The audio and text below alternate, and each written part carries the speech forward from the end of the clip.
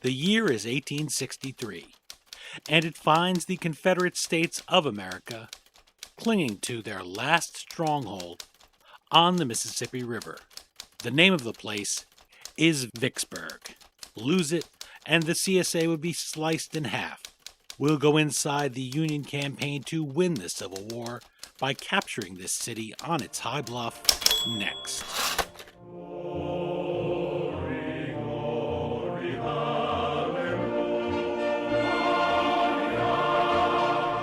Hello, history lovers, and welcome. I'm your host, Dean Karayanis, and this is the History Author Show on iHeartRadio, now number one in podcasting, thanks to loyal listeners like you.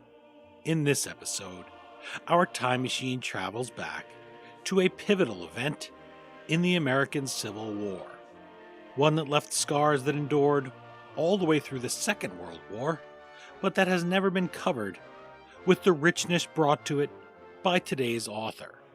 The book is Vicksburg, Grant's Campaign That Broke the Confederacy. Sailing us down the Mississippi to lay siege to this city is Donald L. Miller. He sketches the year-long effort to dislodge the Confederate defenders, and in the process tells us a story with all the drama and significance that makes us read history in the first place. Gone is the notion of Grant just sitting around waiting for the people inside the city to emerge from their gopher holes and throw up their arms. If you've been with the History Author Show from the beginning, or taken a deep dive into our archives, you'll recall our conversation with Donald L. Miller about his book, Supreme City: How Jazz Age Manhattan Gave Birth to Modern America. He is the John Henry MacCracken Professor of History at Lafayette College, and he's also written City of the Century, The Epic of Chicago, and The Making of America. Professor Miller also just earned the prestigious Fletcher Pratt Prize for the outstanding book on the American Civil War in the year 2020.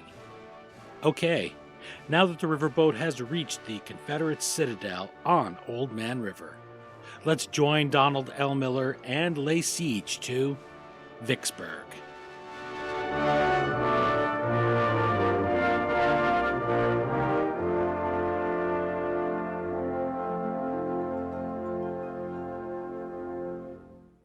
I'm joined on the line by Professor Donald L. Miller, author of Vicksburg, Grant's Campaign That Broke the Confederacy. Welcome back to the History Author Show, sir. Thank you very much. It's good to be back, Dean. Well, it was good to hold one of your books in my hand again. I held Supreme City, and having worked right there in the heart of it all, which is what Manhattan is and New York is. At the time, we talked about so many of those areas there in Midtown around Radio City Music Hall that really are burned into our minds. We've seen them in movies. We know all about them. You transported us back to the Jazz Age. You enabled me to walk those streets with a whole new appreciation. You do the same thing here for us in Vicksburg. You take me back to a battle that could seem like it was a foregone conclusion, and you make us live it again. You show us that, like so many things in history that seem as if they're complete fates already afterwards, that this was anything but, and that it required somebody with Grant's abilities. Not that he was a genius. You write that Sherman, William Tecumseh Sherman, his right-hand man, dismissed that notion, but that it required real work here.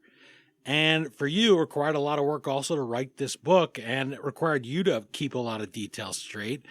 Something I wanted to start with is where your book starts, and that's William Faulkner's Absalom, Absalom.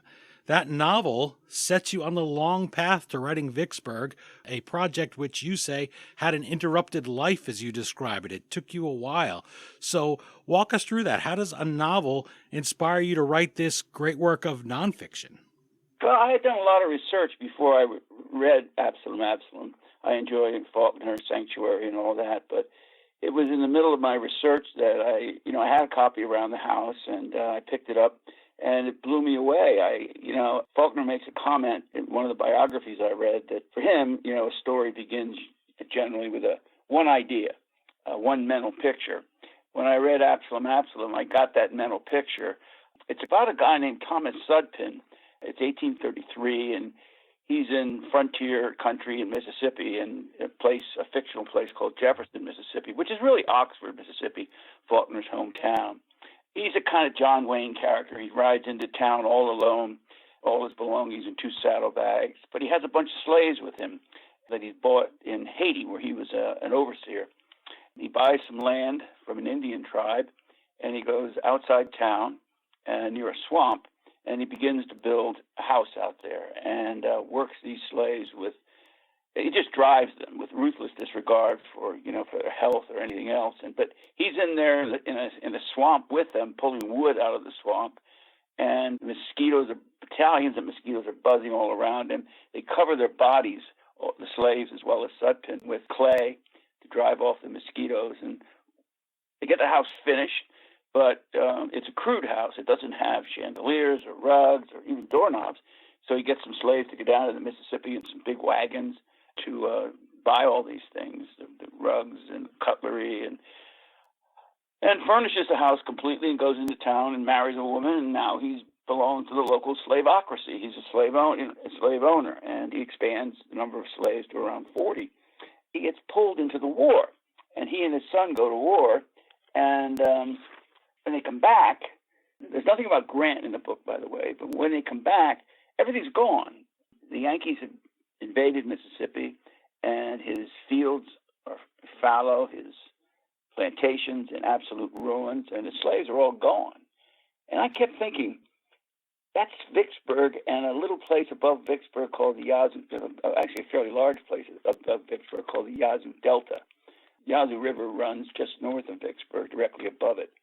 And above that is the Yazoo Delta, which runs from Vicksburg all the way to Memphis.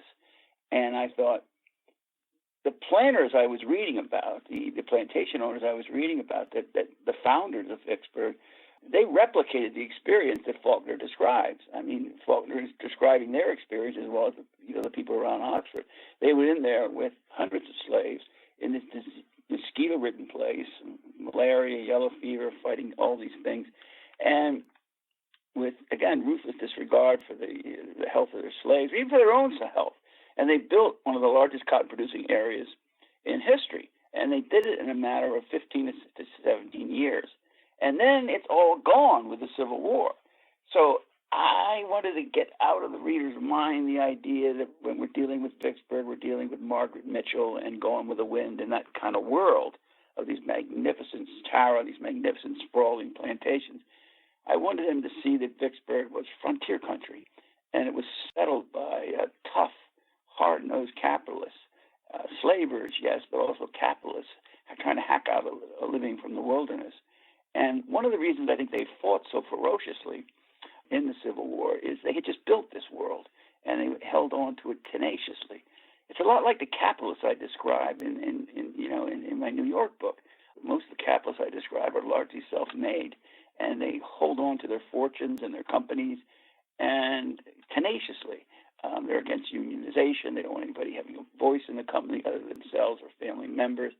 And so I got a sense, I wanted to create that sense of what this place was all about. And I realized, too, that this is a novel about liberation. It's a novel about a slave-based civilization that was destroyed by a guy, actually, Ulysses Grant, that in 1861, when the war broke out, was shelving leather goods in a hardware store that his dad owned in Galena. Yeah. It's a great story.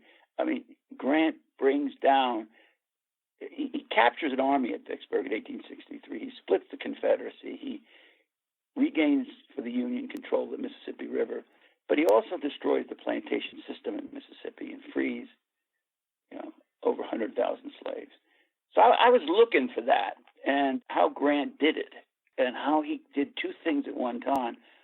Fought a major campaign, easily the most difficult campaign of the war, and at the same time, how he manages a social revolution, freeing these slaves and putting them to work also on things called contraband camps, where they're paid actually miserable wages, but they're paid wages to grow cotton, and they're provided with utensils and clothing by the U.S. government, and they work for either government agents or northern overseers who are hired by the government.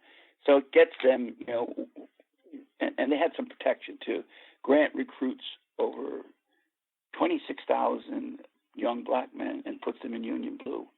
That's amazing, and he does it by the end of 1863. And that's a first, isn't it? It is, it absolutely is, and one of their responsibilities is guarding these contraband camps against guerrilla bands in the South that were out to recapture their slaves and re-enslave them, or just terrorize these settlements. So I knew I had an interesting story on my hands, and I knew I could give the reader what you were talking about, a different sense, a different picture of what the Old South was like. And let's forget that word old, because this is a new civilization here. I mean, Mississippi doesn't come into the Union until 1818, and these areas of the Delta aren't really settled until the 1840s, early 1850s. So it's frontier country. Bring that sense, that sensibility to the reader, because place is very important for me in my novels, and you hit on that earlier on. I really believe that a good historian has a responsibility to tell a hell of a good story, and you have to use the storytelling techniques of the great writers of fiction, the Faulkners and the Fitzgeralds and whatnot. You have to have strong narrative drive. You have to develop character and have great characters in your story and have them interacting. And you have to build in something else that you wisely pointed out at the beginning here. You have to build in this sense of contingency.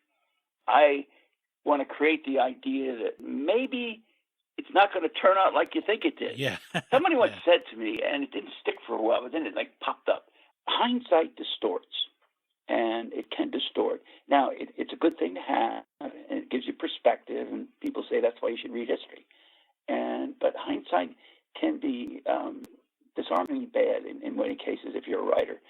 Because if you know what's coming, if you know the North is going to win the Civil War, and you have that implanted in your mind, what you're going to emphasize and history is all about selection, what you're going to emphasize. This is a book about Vicksburg, but it's the author's book. It's my book about Vicksburg. I make the selections.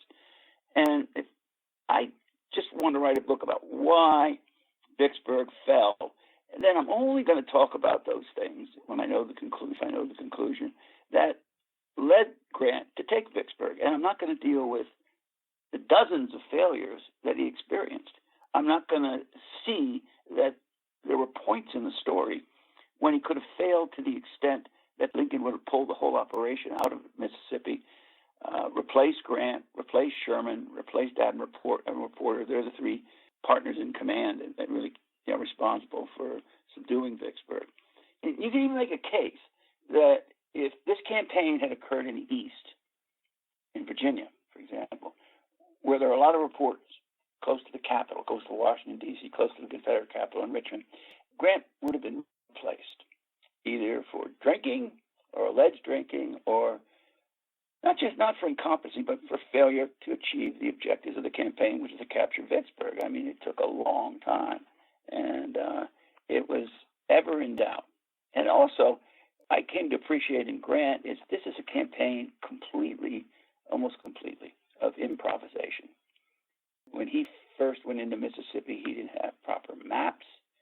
He didn't have a good scouting service. He didn't have good intelligence. Everything was new. But he had this almost inborn sense of geography, a sense of topography. And in history, I think geography is king. It really determines an awful lot about a battle, because battles are not fought on pool tables. Right. Battles are not fought on ground. There's all kinds of terrain issues involved in this thing. And this is a messy battle. It's very hard for people to understand, if it's not told well, because there's so many serpentine, twisting, narrow waterways north of Vicksburg. There's bayous. The camps are over-flooded. There's the power of that river, the Mississippi, a mile wide, and Grant's camps initially are on the other side of the river in Louisiana, and they're flooded. Men are dying in great numbers of disease. When Grant first arrived there in force in January of 1863, just after the passage of the Emancipation Proclamation, and his army's sick, terribly sick. The men are dying in great numbers. And it's so bad that what men most worried about is how they were going to be buried. They knew they were going to die, and they wanted to be buried in a coffin. And instead, to protect the camps from the overflow of the Mississippi at that time of year was swollen. It's January, February. It's very high. It's higher than the levees, these high earthen mounds that protect the inland plantations from the swollen river. And a lot of times the river would rip into these earthen mounds, and where the men camped on these high grounds, but also buried their dead. And dead soldiers would drop into the river, some in coffins, some without them.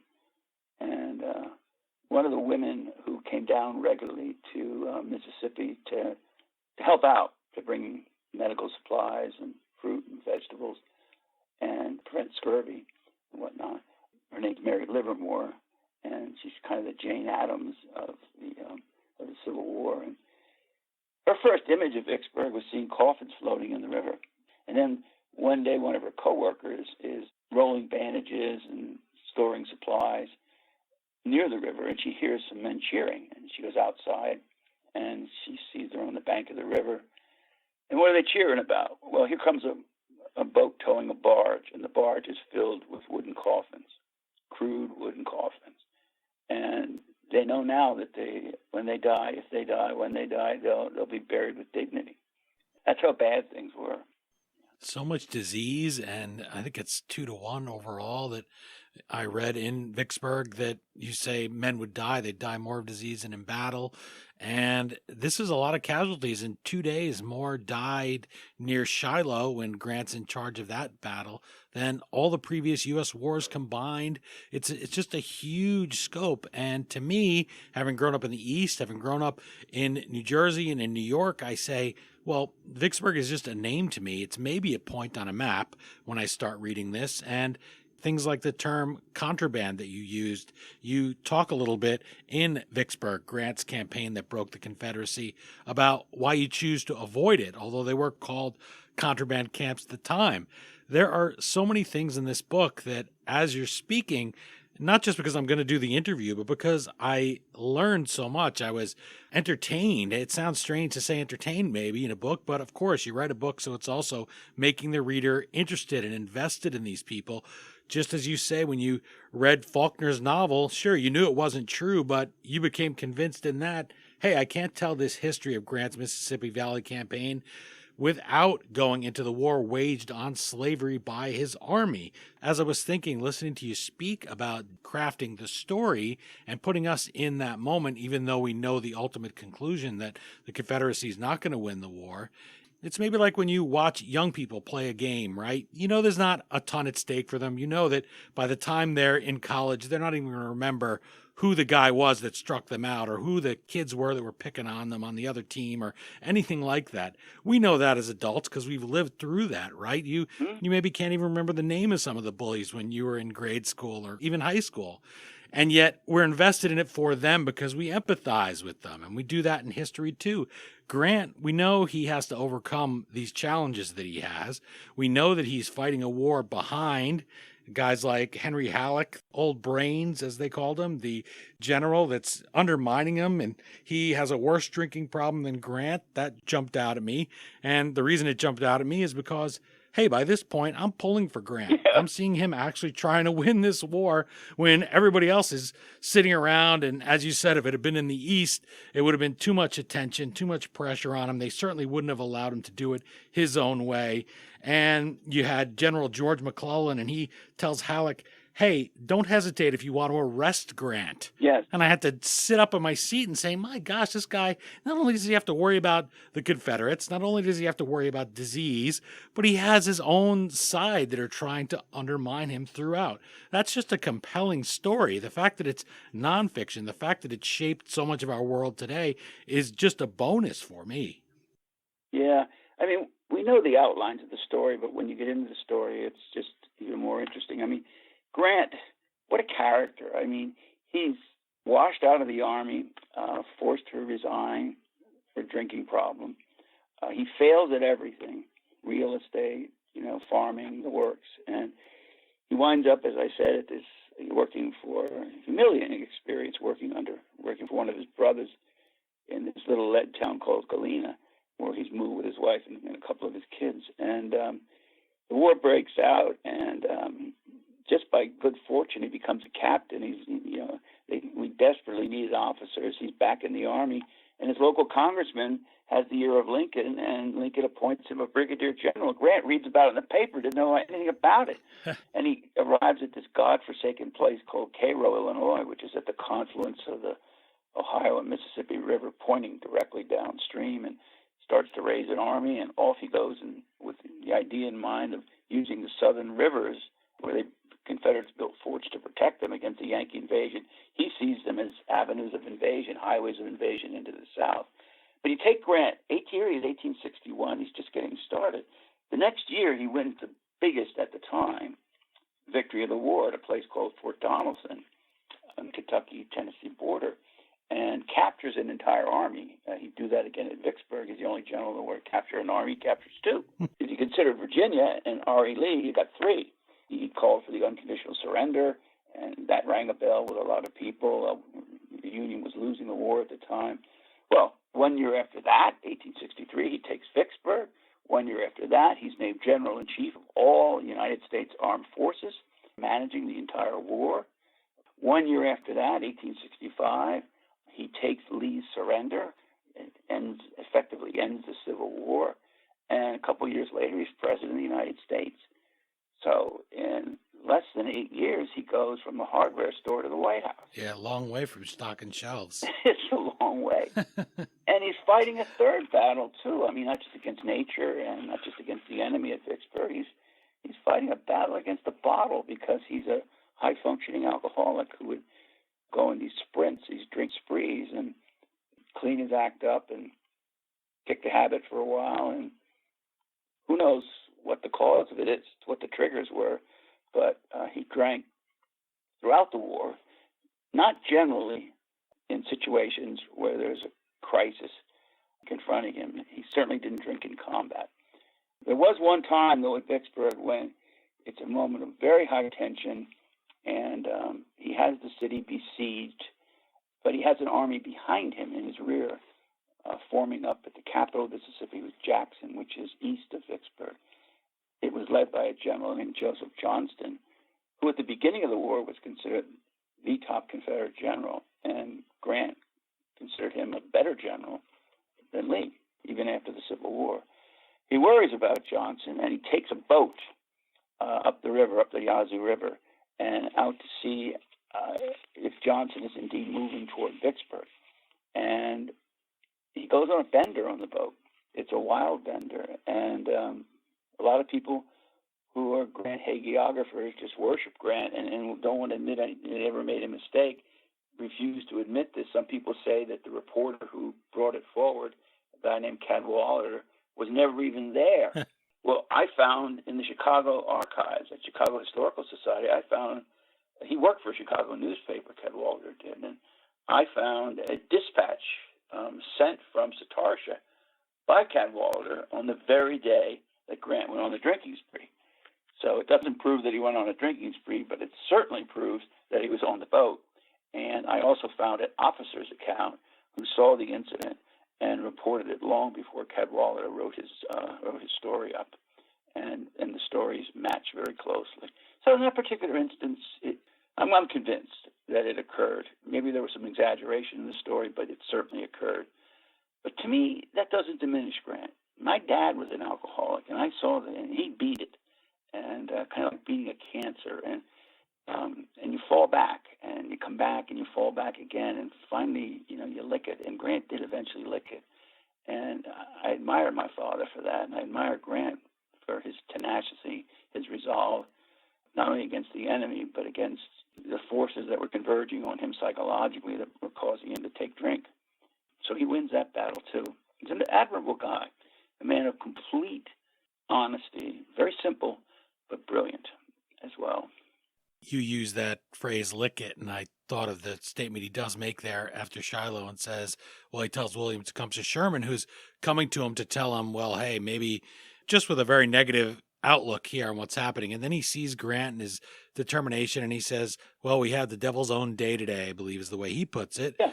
Yeah, Grant says, yeah, lick him tomorrow, though. Look 'em It's tomorrow. like that, and that's the kind of thing with this guy. I mean, he's the man. He's the coming man, is this phrase that you give us from the New York Tribune's Albert Richardson, who they could see, or they know somebody's going to be raised up to win this war, and they don't know who it's going to be. Nobody in the world, including Grant himself, would have picked U.S. Grant to be that man, right? Exactly. But Exactly. he shows. Yeah. You write at Belmont, Grant showed he was at his best when things were bad, and that he'd always fought by instinct, not the book, that he has this ability to adapt and to change, which a lot of us, never mind a lot of military people in this war, don't have. We want to do it our way. We're going to keep hitting our head against that wall, and we're not going to be able to adapt and learn.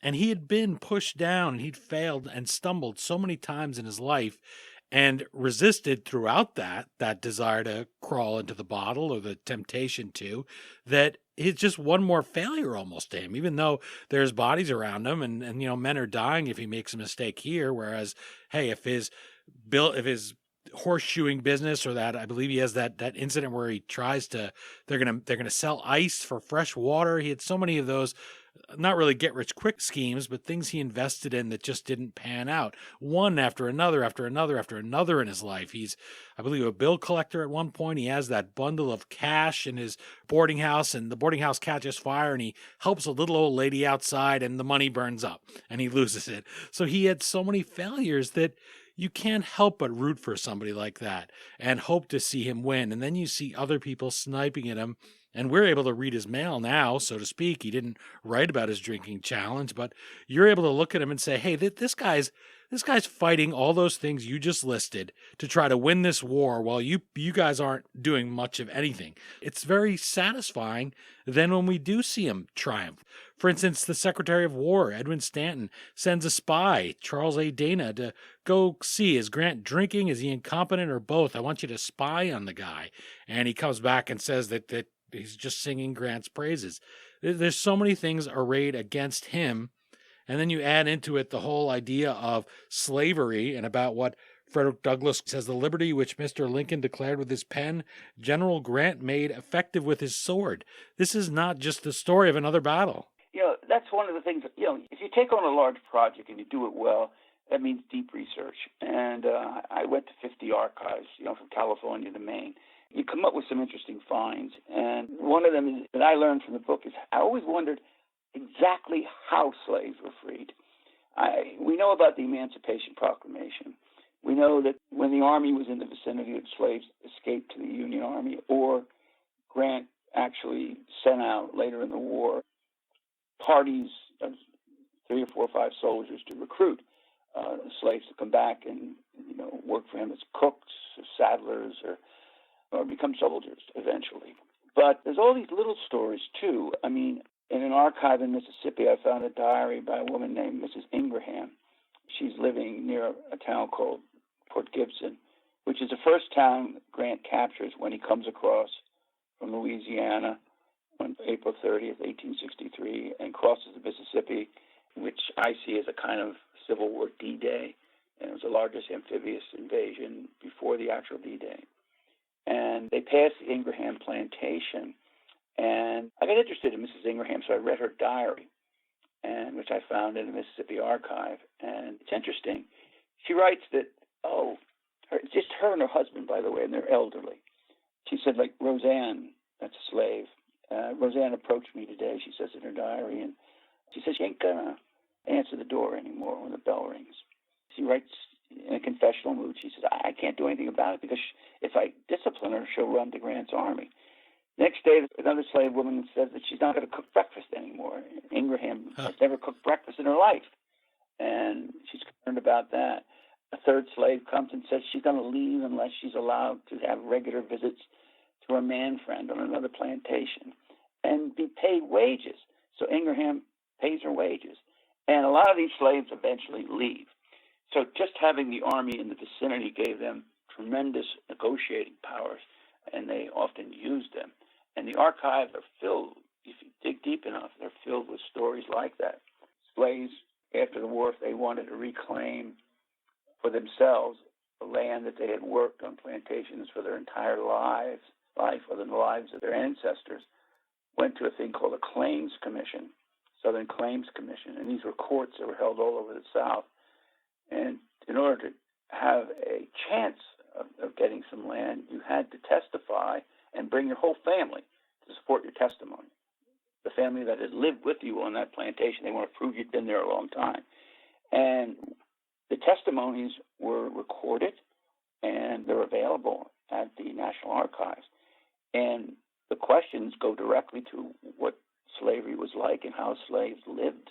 They handled the religious ceremonies, how they handled their dead, and also how they became free. And so we can get into the lives of the so-called inarticulate by searching the records of this archive. And between that and the diaries, you have great sources. And the soldier diaries are incredible, too, because I've done 3 books on World War II, and we're now making a film with Tom Hanks and Steve Spielberg on one of the Masters of the Air, and we're using diaries, and the scriptwriters are. But they're censored.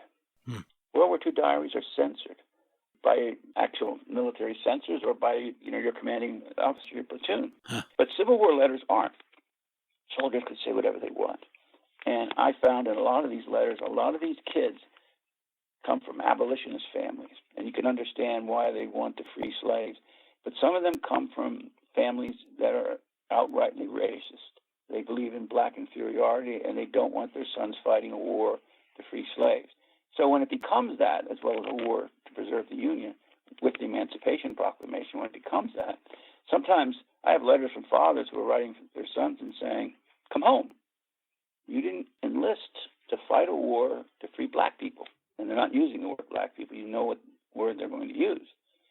But these kids, after a while, are writing back and saying, by kids, I mean people 19 years old, they're saying, well, Pop, I'm no black lover, but I'm telling you one thing. Every time we free one of these people, we hurt the South. And they're growing cotton. If they're not going to be growing cotton, they're going to have to bring in the sons who are fighting us in Vicksburg, or fighting, another army, elsewhere in the Confederacy, are going to have to come home. And the cotton that they're growing when it's harvested is used to buy rifles for the Confederate Army, cannon, things like that. So we're really hurting the South. So I'm going to continue to steal slaves, and I'm going to continue to free as many as I can. So it's interesting to see that. So that kind of is what I meant by a social revolution, because the Yankees come in there and they are determined to uproot this institution, because they see that you can't beat these people sheerly on the battlefield. You have to break morale, but also, and as part of breaking morale, you have to wage war on the citizenry. This doesn't mean killing civilians outright, like the Nazis and the Russians did in World War II. What it does mean is you war on property, and you pillage, you forage.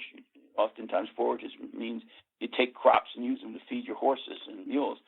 But also you're stealing, hams, and you're stealing, fruit and vegetables, and you're also stealing clothing out of the homes. They weren't supposed to go into the homes. Grant preached against it. Sherman preached very strongly against it. He even threatened to hang his soldiers. But they do it. They do it anyway.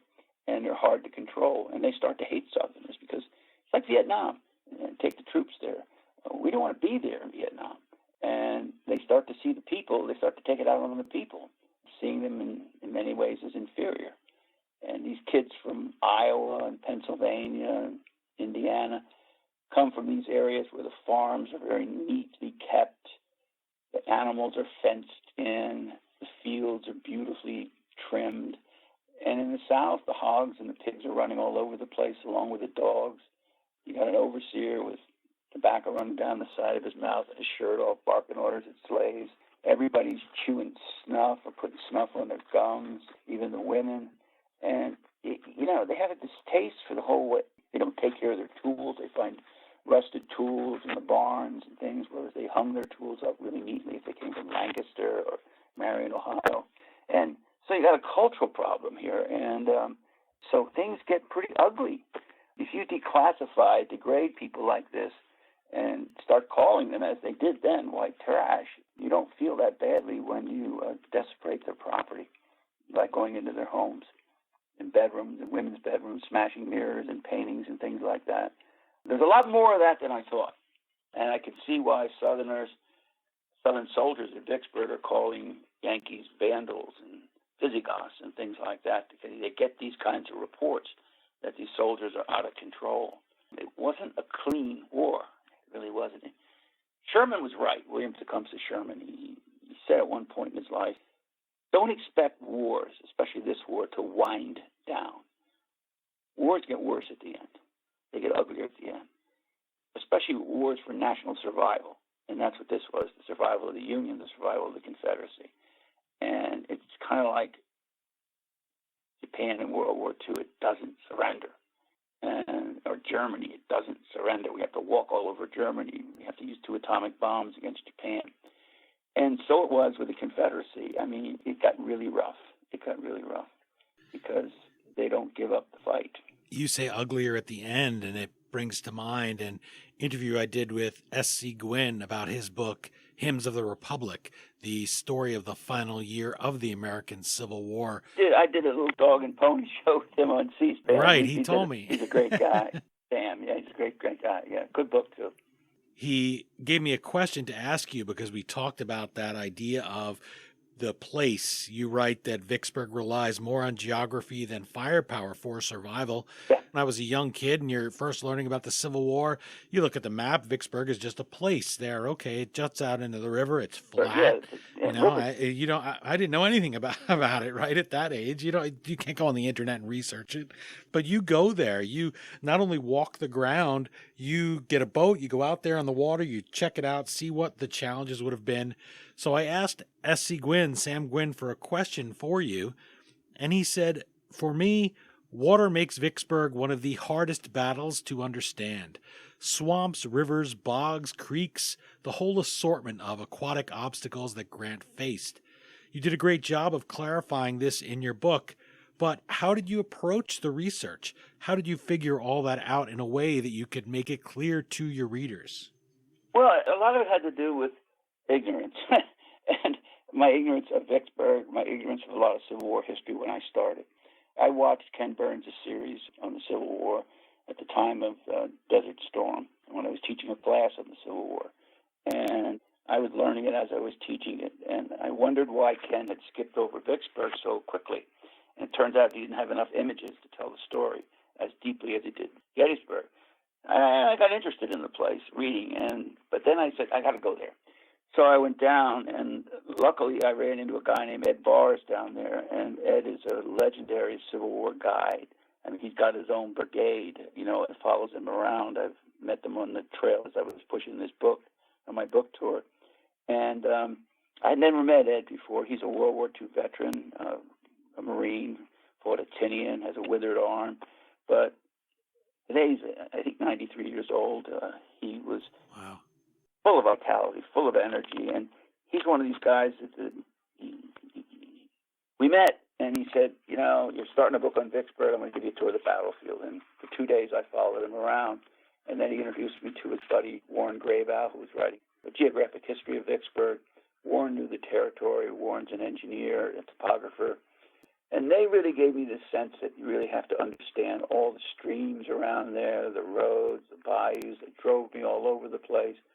Recommended that I rent a small power boat, go up the Yazoo River, go into the bayous, watch how the waters flow, take the names down, walk the hills, walk with, the people when Vicksburg was bombarded, there was people living in caves. Now, none of the caves remain, but these guys knew where these old caves were and understand something about the soil at Vicksburg, which is very hard and has a hard crust on it, so you could easily build a cave and without wooden supports and stuff. We were doing that, and we went for a drink one night, and Ed Barr said to me, Miller, you're going to write a really good book on Vicksburg. Actually, he said the best book on Vicksburg. I said, no, Ed. And he said, because you don't know a damn thing about it. And I said, well, okay, I'll give you, I don't know a lot about it, but how am I going to write the best book? He said, well, you're coming in on this thing fresh. It's a new thing for you. He said, I see, from looking you up on Amazon, that you move from book to book, and you're not just an expert on one thing. You move around a lot. You've written books about coal mining, and books about Chicago, and books about intellectuals. And this is all new to you, and because it's fresh, you're going to get excited about it, and you're going to want to learn everything. Whereas a lot of us, veterans of the battle, get a little jaded, but more than that, we get concerned about the little particulars. We're not seeing the forest for the trees, and we're in the trees, and you can maybe bring a new kind of perspective to this thing, and that's completely fresh. You want to do that when you start, but you just hope that the material will come forward. As you dig and dig, it's like digging for a vein of coal. As you hit that vein, and then you say, wow, some great stories here. I found some unbelievable diaries. One of the refugees that becomes a refugee as a result of Grant's campaign is Jefferson Davis's brother, Joseph Davis. He's a very old man, and he's living with his granddaughter, Lacey is her name. And she's very young. I mean, she's not yet 18. And she has a 500-page diary that I found in the state archives, Mississippi State Archives at Jackson. And it was very compelling. And it showed me how you usually think of refugees with World War II or with Vietnam or, today with Syria and things like that. But there was a gigantic panic migration when Grant came into Mississippi and Louisiana, and it created a refugee class all over the South. And I wanted to get into the lives of these people. Why are they fleeing? What slaves do they take when they flee? Where do they go? And I found this is a well-known diary. It was published by Kate Stone, and she's a young woman who lives along the river in a very handsome plantation with her widowed mother, and she's there throughout the whole campaign. I found a woman, Sarah Morgan, in Baton Rouge, who had a fantastic diary. And I found over a dozen diaries of women inside Vicksburg who were there when the city was besieged by Grant for 47 days. And they talk about the starvation, and they talk about the bombing, because the Yankees were throwing in a lot of heavy mortars. When I'm talking about mortars, I'm talking about siege mortars. These are things to break down fortifications, usually forts along the river. The gun itself shoots a shell of 240 pounds. It's a whale of a shell. And they were firing these things high in the sky. It looked like fireworks. And one after the other, indiscriminately, you can't fire a mortar accurately, into the city. So they're hitting hospitals and homes and churches. And then Grant, they're firing them from the river, from barges. And Grant's on the other side of Vicksburg, from the land side, on the east side. And he's bombarding the city from that side. So there's a circle of fire around the whole town. And I wanted to know how these people held up. I mean, I tried to picture a young woman, a married woman with her 2 children, cowering in a cave, a candlelit cave with these bombs exploding all around her, and one direct hit and they're all dead. I guess having written about bombing in World War II in my book Masters of the Air, I had a better sense of the psychology of the situation, of how they handled it, and how amazingly their resolve is unbroken by the siege and by the bombardment. This is another part of a war I didn't realize, that when I read the diaries of Union gunners who were firing these shells into the city. One of them is Frank Lloyd Wright, the architect's father. That's an interesting diary. And they don't apologize after the war. If they write memoirs, or at the time when they're writing diaries, they feel that these people chose to stay in the city. They chose to withdraw from the Union. They chose to break up this great experiment in democracy. They chose to have slaves. They wanted to be.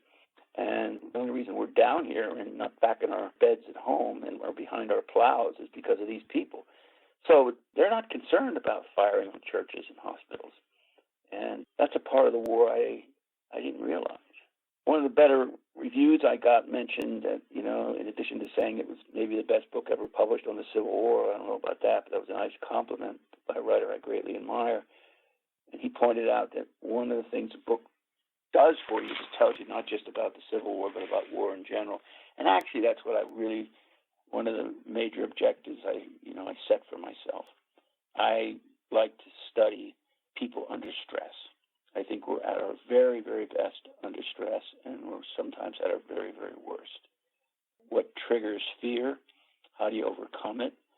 is courage? Can you lose it? And if you do, can you regain it?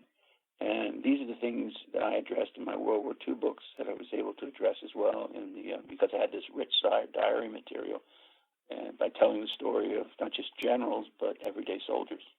And I got a lot of them in the book, and everyday civilians. So it's a kind of a, it is, Dean, it's a kind of a, as you pointed out at the beginning, generously, it's a kind of a cultural and social history of a battle. I consider myself not a military historian, but an historian of war. And war is a great transformer of civilizations. I mean, our country is shaped by war, the Revolution, the war, and World War II. And war involves disease and improvements in medical care, usually come about, in abundance during warfare. Science, good and bad, and radar, and on the other hand, atomic bombs. I mean, everything's changed by war. It's the great cultural transformer. And so I don't write bullet by bullet histories. I try to bring in the whole world of war, and that's where I think my book is different from all other books on Vicksburg in that respect. Sherman says, you write this in Vicksburg, Grant's campaign that broke the Confederacy, that he pitied the women and children living in caves and holes underground whilst our shot and shells tear through their houses overhead. But then he says those same women are praying that the Almighty or Joe Johnston will come and kill us. Yes. And he says what you said there, they committed treason. They chose treason. They brought this awful fate down upon themselves. They have sowed the wind and they must reap the whirlwind. So this also tells us about human nature too. If you're going to have to do something terrible, you better convince yourself that, well, this is for the greater good. It's their fault, not mine. I'm not really the one that's pulling the trigger here. It's them. And that's fascinating because these had been countrymen. These were people that Lincoln was saying they aren't in a foreign country, bring them back in. And their generals on either side went to school together. They went to West Point together. They often roomed together.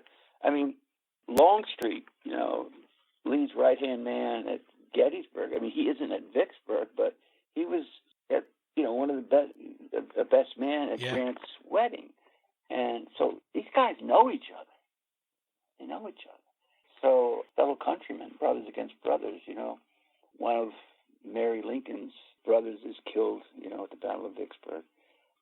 So it's difficult enough to kill, and but to fight countrymen, especially at Vicksburg when the lines got so close together. When Grant besieges the city after all these traumas and setbacks in the swamps, he finally gets below Vicksburg. He passes the gun batteries along the river, takes a big chance, has Porter run his gunboats by them, and send some supply ships down, and they don't take staggering losses. They get below, and they're able to ferry the army across the river into Mississippi.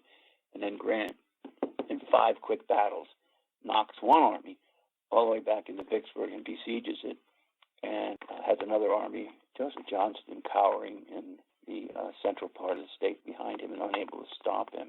But it's at that point that, you really see the effect of a siege when these guys they're just not lobbing shells into the city. They're digging toward Vicksburg all the time, closer and closer. They mine underneath some of the fortifications, and they blow one of them up. That would happen later in the war, the famous crater incident in the Virginia campaign with Grant. But point is, they're only at the end in early July. They're within spitting distance, literally, of the Confederates, almost arm's length away. And so the fighting was close in at that point. And they're chattering to one another. And at night, their pickets would make deals with one another, so they could trade. They like to trade letters. They like to send me your ma's letters, send me your sweetheart's letters, and I'll give you all my, we're reading them all the time. I'd like to read yours. And how about some tobacco for a jackknife or something like that? And then they go back in their forts and they start firing on each other in the morning. It's hard to understand.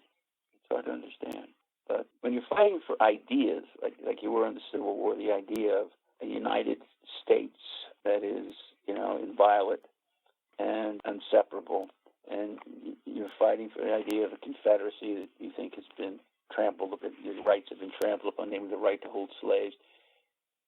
It's hard.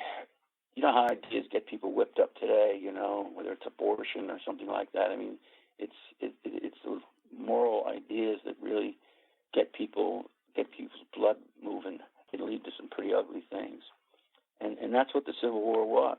Yeah, it's a brother against brother, and it's American against American, but it's people who believe in diametrically opposed ideas, and the only way you can convince them. That's what Sherman said.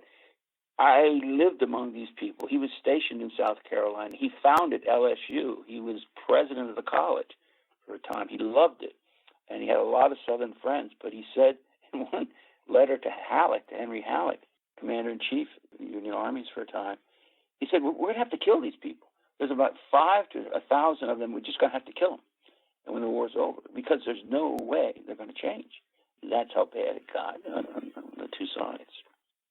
You, dear listeners, are enjoying my conversation with Donald L. Miller, and if you wonder why it's taken me a while to do my supposed midpoint reintroduction of the guest, it's because so many ideas are firing in my head here as we discuss Vicksburg, Grant's campaign that broke the Confederacy. You talked about digging and coming at this fresh, and you talked about coal.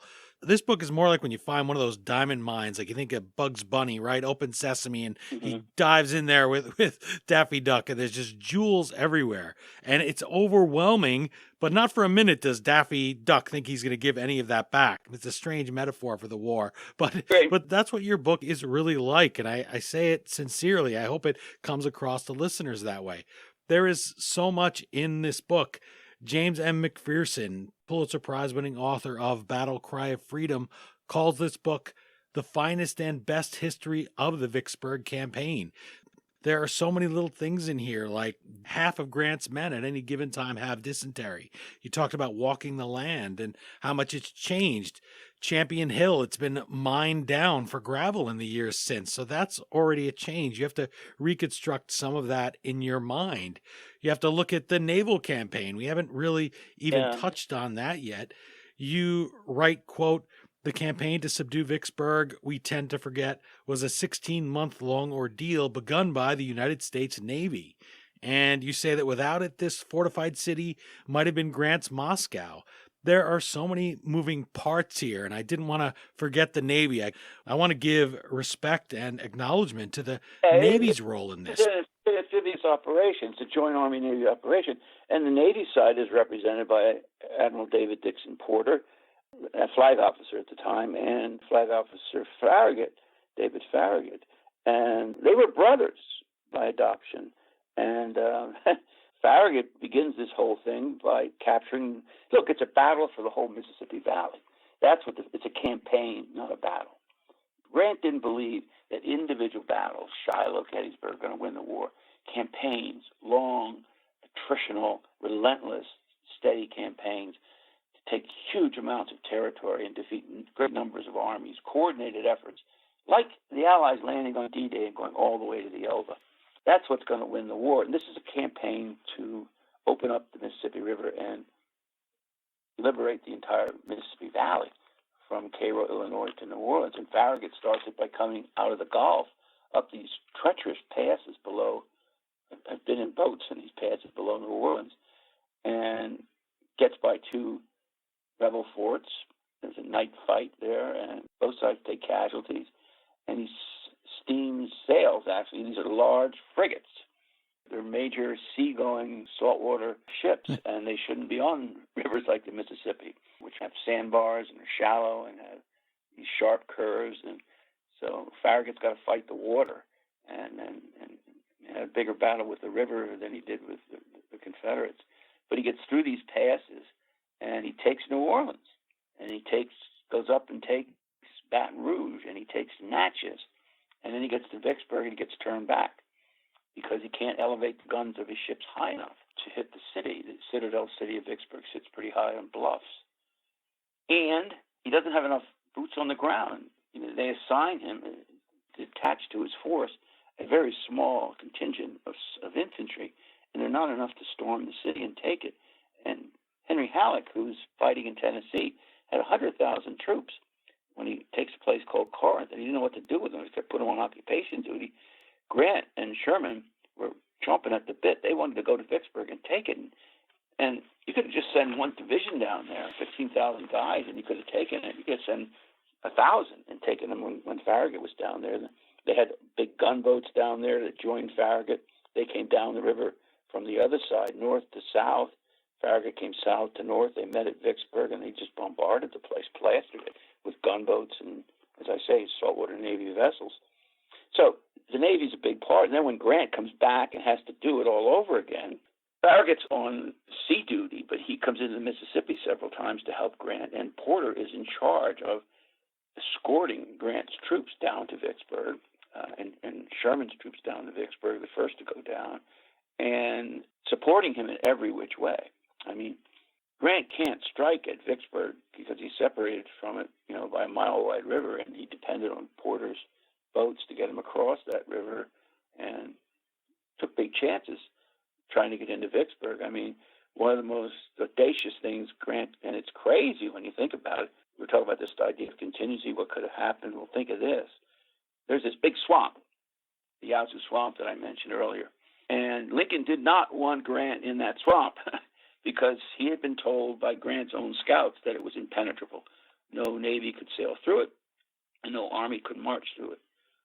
The rivers were too shallow, and a number of curves and bends and all this other stuff, and dozens of these small rivers.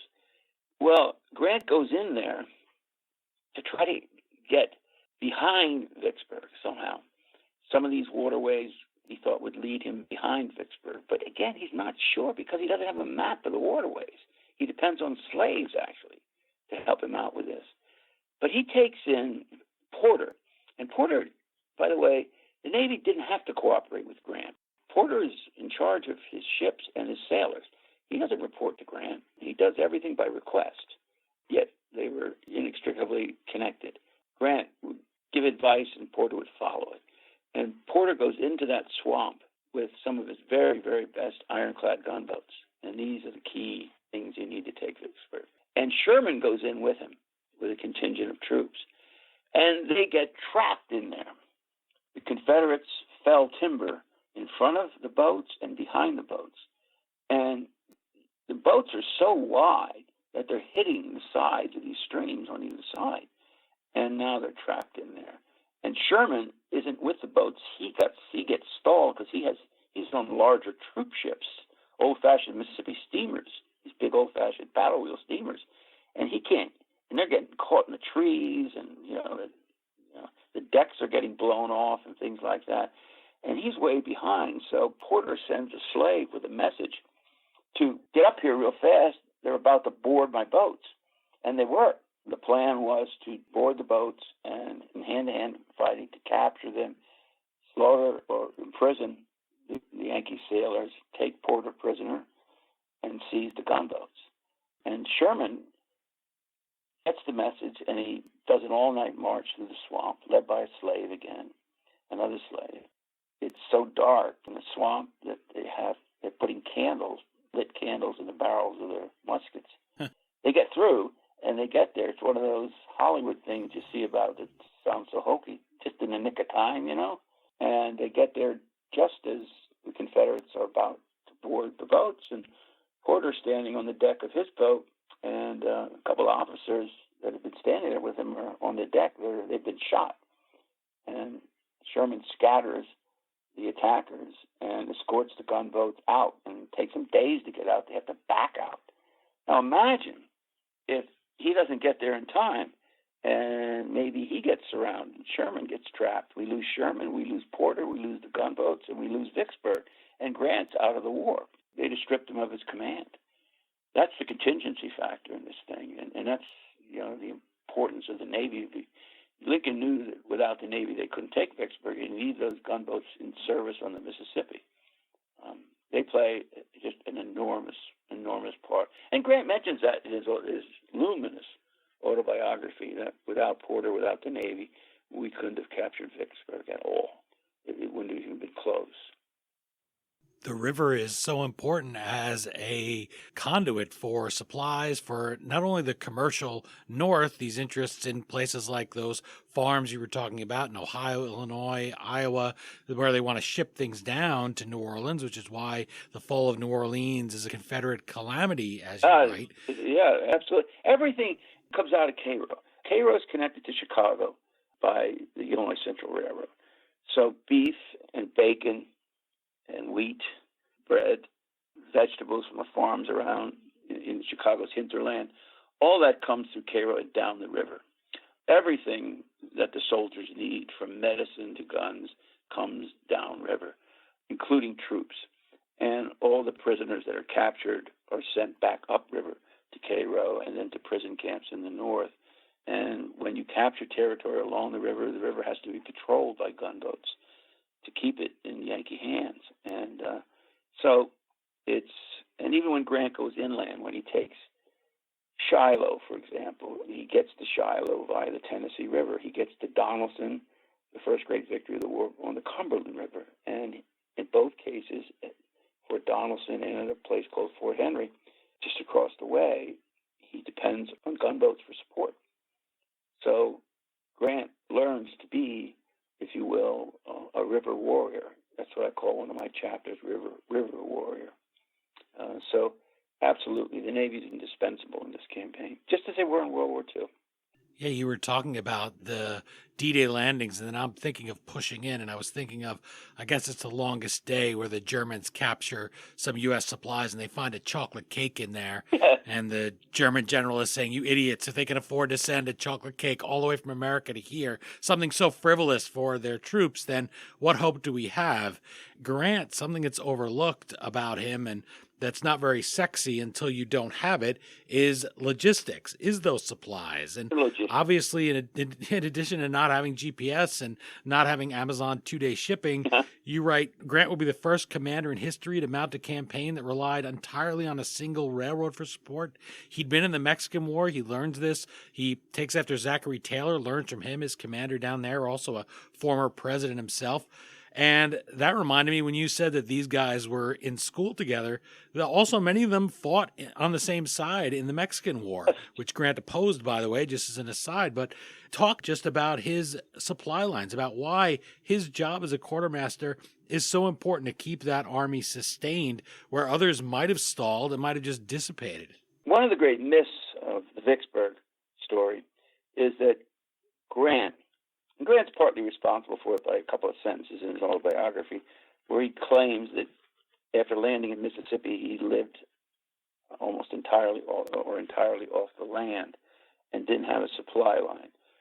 Later in the book, he actually, people read a little further in it, he does correct that a little bit by saying that he had a supply line, but he had to give it up. But when he crosses the river, the first thing he knows, he's going to have to live off the land for some things. For meat, for example, he's going to have to steal cattle and slaughter them. He's going to have to get fresh vegetables from farms around him. But he needs fodder for his animals. He needs ammunition. He needs hardtack biscuits, hard biscuits at the soldiers. He needs bacon for the soldier diet. He needs medicine. He needs army nurses and surgeons. And as soon as he crosses the river, the first thing he does is go to a place called Grand Gulf, which was a Confederate fortification along the river, and that had good landing facilities. And he works with Porter, to establish a supply base there. The Confederates, by the way, just abandoned it because they'd been outflanked. And he establishes a supply line all the way up the Mississippi to his camp, the camps that he left at a place called Milliken's Bend, Louisiana, on the other side of the river from Vicksburg. And he starts to write communiques from Grand Gulf, and they're in rapid-fire fashion. Bring this, bring that, bring that, bring that. How many rations do we have at Milliken's Bend? I want 47,000 rations. You only delivered 36,000. How many mules do you have? I want this many mules. And that's what he's writing for 2 days before he can move, because he knows he's got to set this thing up if he's going to get anywhere in Mississippi, where he lands literally between, in not only an alien territory, strange territory, but he lands between two Confederate armies that could have converged if they had been communicating and cooperating. They were communicating, they just weren't cooperating. But he needs this supply line before he can move.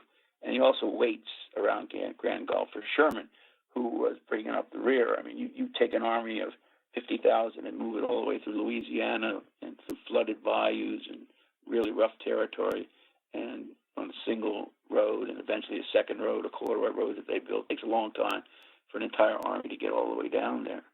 But that's Grant thinking about supplies. And when he gets to Vicksburg and he surrounds the city, the first thing he does, the very first thing he does, is the Yazoo River, as I said, is just above Vicksburg. He goes down there and he establishes a port, near a place called Haynes Bluff, which is a Confederate fortification along the river, and he establishes a river port there. Now, the Yazoo River, here's what you got to know these rivers, and I try to make this as clear as possible. The Yazoo connects; it flows into the Mississippi, and Porter already, when Grant gets to Vicksburg, that's how closely they work together. He had his boats in the Yazoo, and he knew Grant would come down to the Yazoo. And now Grant has instantaneous communication with the North, because the gunboats can come in and the supply ships can come in the land there. And where are they coming from? As far as Cincinnati and St. Louis and Cairo. And the supplies come down the river, up the Yazoo River, and right to Grant's army, which is besieging the city. So in come, eventually, 30,000 reinforcements, heavy cannon, nurses, surgeons, medicine, and the Yankees are eating real good. Aid packages from home, what's delivered to them by the Army. They have better medical care. The Confederates, on the other hand, are trapped. They're sleeping on their guns. They're out in the open at night through raging storms and blistering, scorching sun, and they have food delivered to them by the women of Vicksburg, and it's 24/7 for them. And they're just holding on, and they're running out of supplies. They start eating mule meat. Some people say they ate rats. Haven't found evidence of that. Maybe a muskrat, but they are eating mule meat.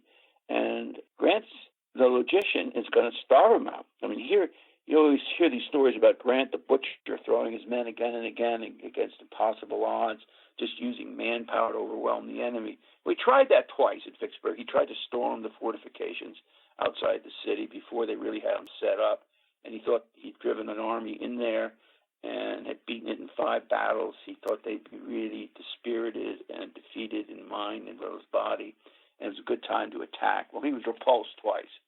And he said to Lincoln he's not going to take any more casualties of that scale anymore, and he's going to starve them out.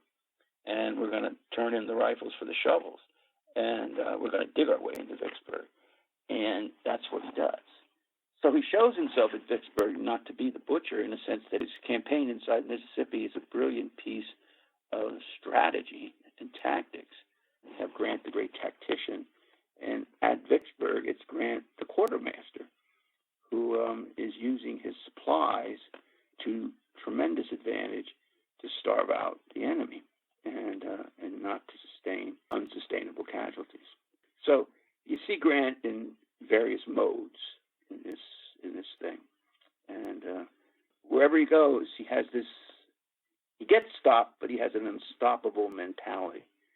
Someone once said, just looking at him, he had a feeling that he kind of looked like a guy that would knock his head through a wall to get to his objective, and he had that kind of steely determination, resolve.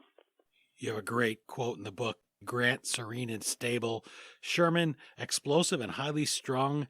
A splendid piece of machinery with all the screws a little loose. And I laughed out loud at that. I mean, he's more brilliant. I mean, Sherman knew everything about everything, I mean, he knew the classics, he knew modern literature. He's a Shakespearean. He loved the theater after the war. He was living in New York City. He's a bon vivant. He knew his liquor. One of the great talkers of all time, I mean, he'd talk about anything, and he talked incessantly. He was extremely high-strung, smoked almost as much as Grant did, and Grant smoked, sometimes 8 and 10 cigars a day. He drank heavily, could really hold his booze. He's a real fighter. He took care of his men medically and things like that. And he had a dark side, too. He was an out-and-out racist. He believed in white genetic superiority and didn't believe in the fighting capacities of black soldiers. So he's a complex character. Grant comes a long way on that. And then he meets him and he shakes hands with them when they want to shake his hand. And all of these people are really complex, They are. like Porter and Farragut. You say they're as different as April and August. I mean, they're all multifaceted people. They couldn't be more so if it was fiction. I know. And what a strange partnership Grant and Sherman are. I mean, so very different.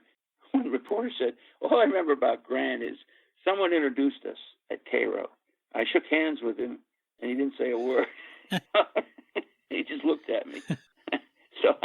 Mark Twain said one time he loved Grant, and he had Grant's great order to Simon Bolivar Buckner at Fort Donelson, to surrender immediately, unconditionally, or he'd move on his works. And Twain used to keep that in his wallet. And he had Grant set up with a lecture bureau, and he'd go around the country giving talks. Well, when first time he sits him on a stage, Grant insisted on sitting in the middle of the stage all by himself. Someone, I think other than Twain, introduced Grant, and he just sat there for 7 minutes before he said a word. He started to leave. That's kind of weird. I don't know if it's true, but it's one of the great stories of Grant Twain tells. Yeah. Not exactly George S. Patton in the beginning of the movie in front of the big flag and giving that inspirational speech, right? You think of Grant just sitting there and not even a noticed guy. When he comes that first time, that was something that I discussed with Sam Gwynn in his books, Hymns of the Republic. He gets there to the train. Nobody's there to meet him. He's going to meet with Lincoln. He gets to the hotel. They don't know who the heck he is. They don't have his reservation. He's carrying his own bag. He gets to the party at the White House. Nobody notices him because he's, this short and, nondescript guy. He's so unique. And I think that for me, anyway, that makes me pull for him. And throughout this book, there are just so many things. I mean, I know I've taken a bunch of your time here, but there's so much. It's still so worth reading. You're adding to what's in the book. People have not heard nearly the whole book. They still need to pick up Vicksburg, Grant's campaign that broke the Confederacy. I hope that this whets their appetite. I wanted to close with one final question, and that's Vicksburg surrenders on the 4th of July, 1863. How does that change the date from one of celebrating American independence to one of bitterness? And how much of that ambivalence, if any, lingers here in 2020?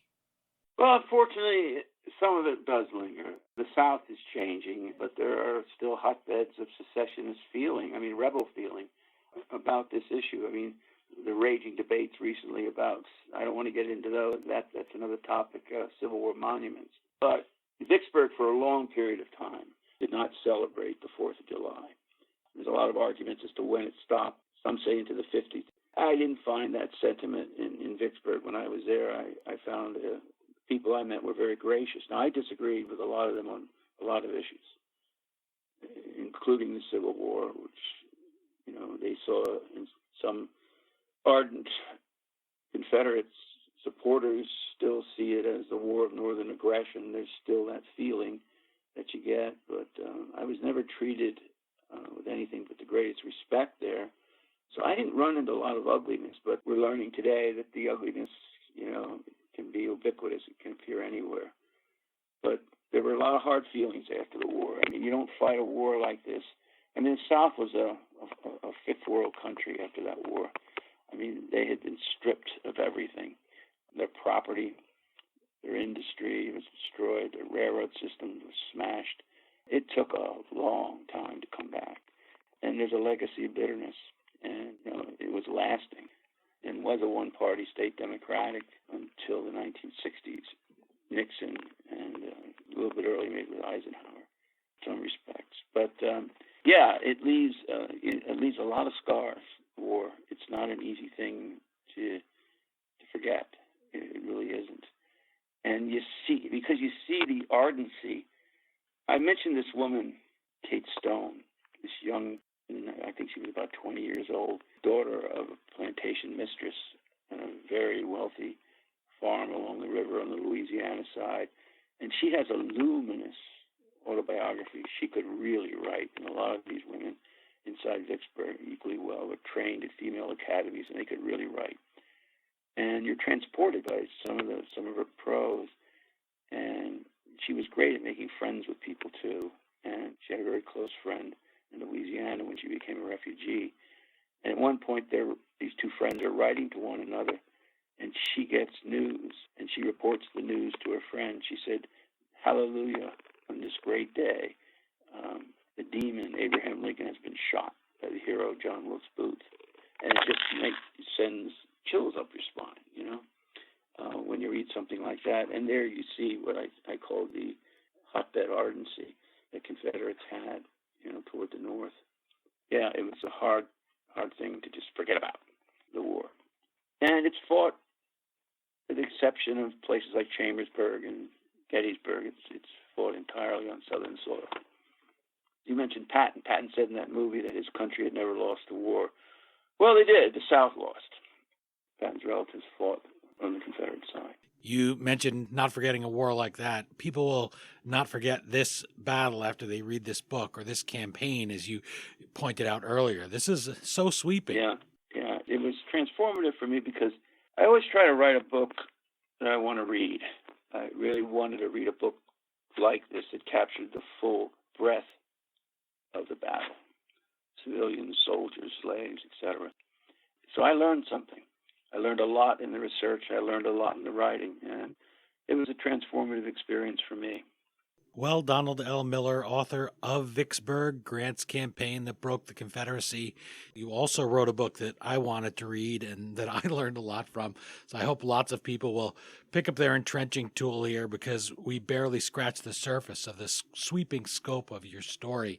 It's a fast-moving read about a slow-moving campaign, but the truth is indeed more interesting than the stories we've heard and the fictionalized versions of the stories of the South to come out of this war, to come at it through your eyes and see it fresh.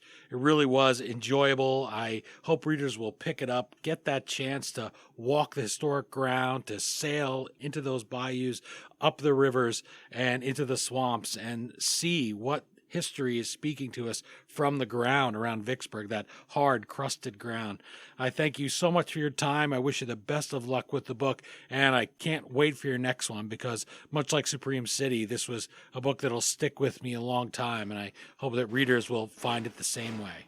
Well, thank you, Dean. I really appreciate it, and thanks for a terrific interview. Your questions are great.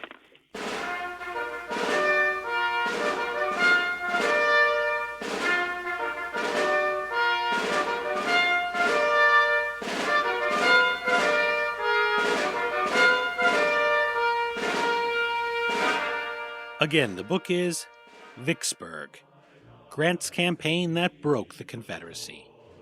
As always, you can find the Amazon link to purchase your copy at thehistoryauthor.com page for this episode. By buying the book through us, you help us keep the flux capacitor on our time machine humming like usual. My sincere thanks to Professor Donald L. Miller for joining us and for bringing us inside the siege that brought down the rebellion and raised up its greatest general. Let us know what you think of the book and the interview on Twitter at HistoryDean, Instagram at The History Author Show, or Facebook.com/HistoryAuthor. You can also enjoy my previous conversation with today's guest in our archives. That's the August 2015 conversation on Supreme City, how Jazz Age Manhattan gave birth to modern America. Learn how Gotham became, as Duke Ellington called it, the capital of everything. And for more on today's topic, find the interview with Sam Gwynn I mentioned, that book in our archives, in which U.S. Grant also features prominently, is Hymns of the Republic, the story of the final year of the American Civil War. Well, that's it for this installment of the History Author Show. I hope you'll join us for our next all-new interview right here on iHeartRadio. And if you're an iTunes subscriber, please take a minute to leave us a review. Until our next trip into the past together, thanks so much for time traveling with us today, and have a great week. We still call it Broadway, but what's in a name? Take it from Georgie, it isn't the same. On the east side, west side, things ain't like before.